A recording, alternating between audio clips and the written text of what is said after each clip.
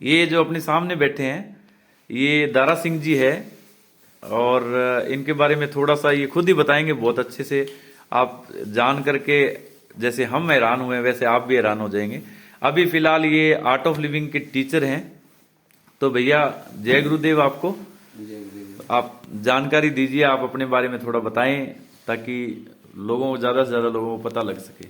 मैं यही कहना चाहता हूँ कि गुरुदेव का आशीर्वाद जब जीवन में आता है ना, किसी के भी जीवन में, और मेरे जीवन में जो चमत्कार होगा उसके बारे में आपको थोड़ा सा शेयर करना चाहता हूँ।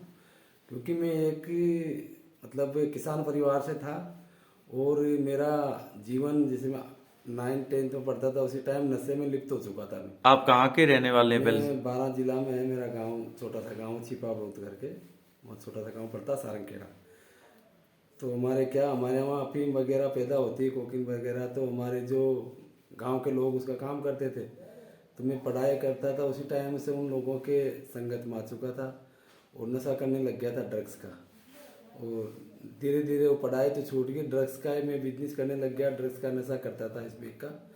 और उसी में 2001 में NDPS एक्ट के तहत मेरे को गिरफ्तार कर लिया वहीं की लोकल पुलिस ने। और उसके बाद मेरे को 12 साल की जेल हो गई। 12 साल की जेल होने के बाद 3 साल में अंडर ट्रायल में रहा। अंडर ट्रायल के बाद 12 साल की मेरे को सजा होगी। सजा होने के बाद मेरे को कोटा जेल में भेज दिया।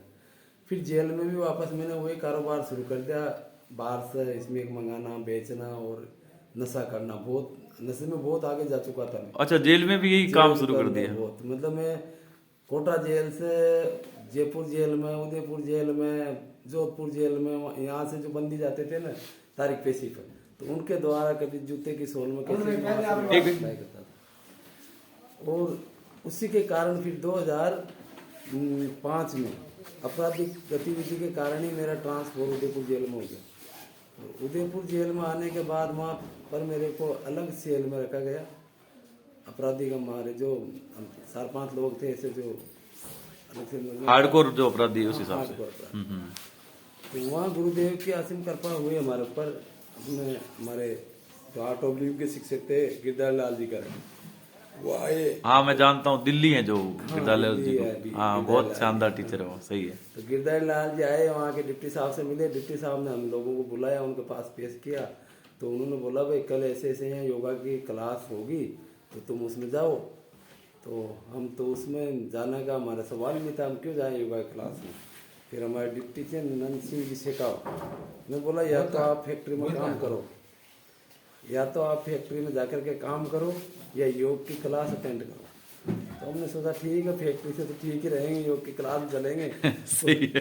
क्या करेंगे कि लाल जब न पेटेंगे और मस्ती करेंगे कोई। तो दूर से तो हमने क्लास ज्वाइन कर ली था। तो 1-2 दिन तो हमने ऐसे मस्ती करी, बेचारे वो टीचर का भी बेइज्जती करी हमने क्लास के अंदर। हाँ जी। उसके बाद जैसे हमने आर्ट ऑफ लिविंग का कोर्स मैंने किया, सुदर्शन क्रिया उस टाइम 2 दिन होती थी, तीसरे दिन। तो सुदर्शन क्रिया करने के बाद मेरा विचारों में ऑटोमेटिक परिवर्तन शुरू हो गया आना। और परिवर्तन हो तो गुरुदेव का आसीम कर पाते। गिरधारी लाल जी ने बेसिक कोर्स करवाया। बेसिक के बाद 4-5 दिन बाद ही वो अंदर आएगा, अब आपका दूसरे लेवल का कोर्स हम करवाएंगे। जो पहले आपने सुदर्शन क्रिया की तब आपके क्या चेंजेस आए? मतलब जो मेरे विचार थे ना पहले तो विचार थे कि अपन इसी बिजनेस को करेंगे, बाहर निकलने के बाद और बड़े बड़े अपराध करेंगे, पैसे कमाएंगे, ये था पहले। और जैसे क्रिया करने के बाद जब मेरे विचारों में अचानक एकदम इसमें मेरे को मतलब बहुत बोलना भी आया। मतलब जो पहले की जो जीवन थी ना उससे घृणा होने लगी। मेरे जो जीवन जी रहा था ना मैं, उससे एकदम घृणा होने लगी कि यार अपन कितना बुरे गंदगी में फंसे हुए हैं। अच्छा, इतना चेंज आया अचानक से? कि अचानक से चेंज आया। तो उस टाइम में मैं हल्का फुल्का नशा लेता था, और उस टाइम तो बीड़ी सिगरेट मिलता नहीं था। पर ऑटोमेटिक ही मेरे को नफरत से होने लगी उन चीज़ों से।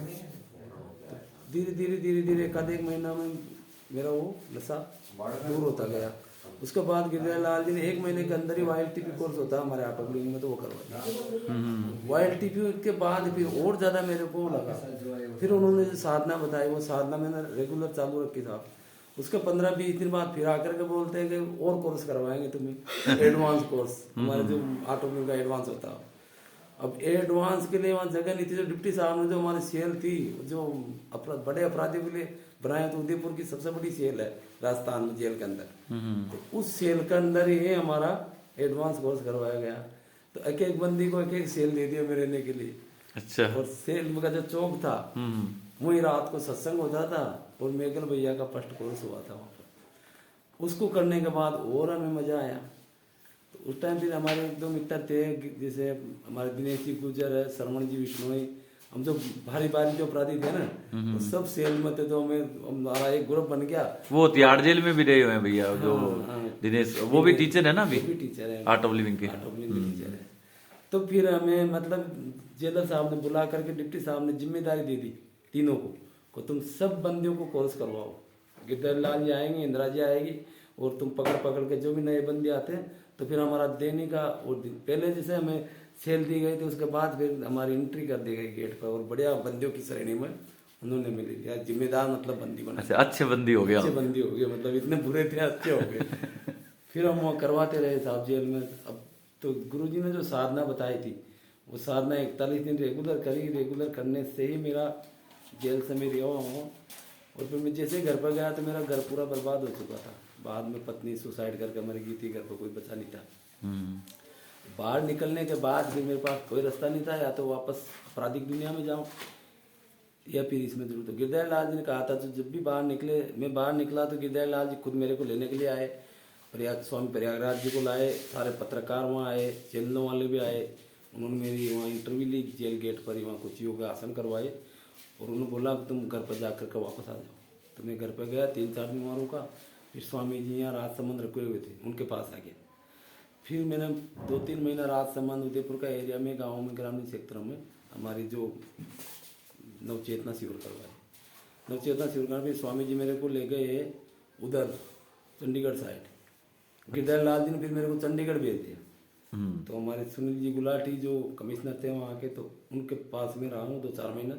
तो हम शाम को डेली वो कमिश्नर साहब जैसे सचिवालय आते थे, तो फिर शाम को जा करके हम वहाँ की बस्तियों में नवचेतना करवाते थे। फिर स्वामी जी ने मेरे को यूपी बुला लिया, उत्तराखंड में। तो वहाँ ग्रामीण क्षेत्रों में स्वामी जी के साथ मैंने वाइल्ड टिपी को ऑर्गेनाइज की और नवचेतना शिविर करवाया। फिर स्वामी जी तो ने कहा कि तू गुरुदेव से मिल ले। तो मैं उन्होंने गुरुदेव से मिलने के लिए बेंगलोर आश्रम भेज दिया मेरे को। बेंगलोर आश्रम भेजने के बाद मैं जब फर्स्ट में बेंगलोर आश्रम गया था, तो वहाँ मैं जैसे गुरु जी से मिला फर्स्ट बार में, तो हमारे गंगा कुटी करके जगह है बेंगलोर आश्रम में। तो वहाँ आवाज़ नीचे आवाज़ लगाए कि राजस्थान से कोई आया हो तो गुरुदेव बुला रहे हैं, मिल सकते हैं। तो उस दिन संडे का दिन था, सत्संग का बना हुआ। तो एक तो मेरा हाथ ऊंचा उठा, और एक लड़का कोई बेंगलोर से गया था सत्संग में जो पढ़ता था राजस्थान का, उसने हाथ उठाया।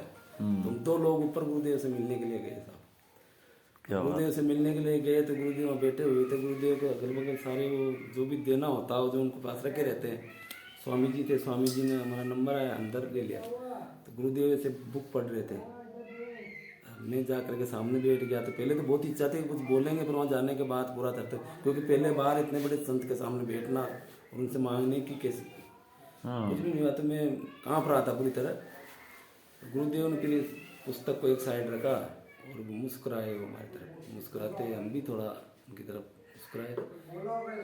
फिर वो जो मेरे पास वाला था, तो गुरुदेव ने ऐसे कुछ निकाला डिब्बे से और उसको ऐसे दे दिया। देने के बाद वहाँ से स्वामी जी ने उसको हटा दिया। फिर मैं एक बचा, सामने गुरु जी बचे, स्वामी जी बचे।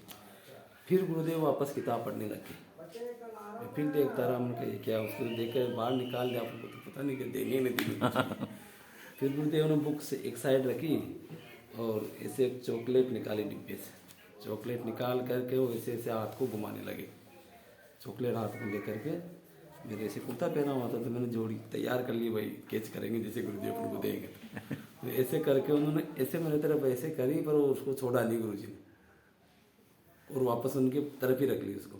फिर उन्होंने हाथ को उल्टा घुमाया ऐसे, गुरुदेव ने उल्टा घुमा के फिर उसको धीरे मैंने उसको जेली ऐसे लगा करके, फिर गुरुदेव बोले देखो हम दुनिया में देना भी जानते हैं, वापस लेना भी जानते हैं। इतना कहने के बाद स्वामी जी ने कहा आपका काम हो गया, आप बाहर निकलो। मैं जैसे वहाँ से गंगा कुटी से नीचे आता हूँ, तो हमारा एजुकेशन ऑफिस है, एक जो फ्री स्कूल चलते हैं गुरुदेव के, 1000 स्कूल चलते हैं पूरे इंडिया में। तो वहाँ हमारे राजस्थान का एक लड़का था कैलाश करके, तो वो कुछ फॉर्म वगैरह भर रहा था। तो मैंने उससे पूछा, मैंने कहा यहाँ काय के फॉर्म भर रहा था, कि गुरुदेव के से निःशुल्क विद्यालय चलते हैं। तो उनका राजस्थान में है किसी के पास? कि नहीं, राजस्थान में एक भी स्कूल नहीं है अपना गुरुदेव का। तो मैंने कहा अपन भर सकते हैं ना ऐसा? कि नहीं, मैं भर रहा हूँ, आप भी भर दो, आपके पास कुछ हो तो। अब मेरे पास तो कुछ था भी नहीं, और मैंने ऐसे काल्पनिक फॉर्म भर दिया। उन्होंने पूछा कि आपके पास बिल्डिंग है? मैंने यस यस यस यस, जो भी ऑप्शन उसमें था ना फॉर्म में, हाँ, जो समझ आया उस हिसाब से सब मैं बोलता गया। मेरे पास था कुछ भी नहीं घर पर, क्योंकि मैं तो घर पर रहता ही नहीं था। हाँ। मैं तो ऐसे चल रहा था सेवा में। मैं भर के साहब आ गया, मैं तो घर पे, जनवरी का टाइम था उस टाइम। अब मैं तो उस चीज़ को बोल चुका था, मेरे को मालूम ही नहीं था कि भाई अपना पास कुछ है भी नहीं। मेरे एक मित्र थे, उनके पास फ़ोन जरूर किया था मैंने, यहाँ जो स्कूल चलाते हैं बड़ा, उनके पास फ़ोन किया था। मैंने कहा, वो भी आर्ट ओपनिंग से जुड़े हुए थे। उनका भैया ऐसे ऐसे गुरुदेव के स्कूल चलते हैं, तो अपन छिपावत में हमारे गांव में चालू कर सकते हैं। तो कहा आप फार्म भर के आ जाओ, सब मैं संभाल लूँगा। तो मैंने उस हिसाब से भर दिया था।